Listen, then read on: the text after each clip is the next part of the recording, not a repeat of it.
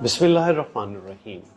ایک blood pressure کے مریض کا نمک کا کم استعمال، ورزش، وزن کی کمی، پراپر نیند لے لینا اور تمباکو نوشی ترک کرنا، صرف ان چیزوں کے ذریعے سے آپ اپنا تقریباً اوپر کا 10 سے 15 mmHg بلڈ پریشر کم کر سکتے ہیں اور نیچے کا تقریباً 5 سے 10 ملی میٹر. یعنی اگر آپ ایک دوائی لے رہے ہیں جس پہ بلڈ پریشر آپ کے کنٹرول ہیں تو ان تمام چیزوں سے آپ آہستہ آہستہ اپنی اس دوا سے نجات حاصل کر سکتے ہیں. تو یہ بہت امپورٹنٹ ہے. بلڈ پریشر، دل کے مریضوں کو اپنی طرز زندگی میں تبدیلی لانا.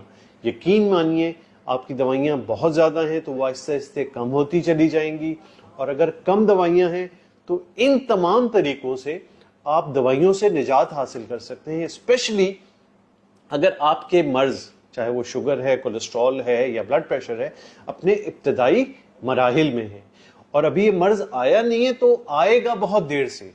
تو بہت امپورٹنٹ نقصہ اپنے آپ کو ڈاکٹروں سے، دوائیوں سے، وزٹ سے، ان تمام چیزوں سے بچانے کا. شکریہ.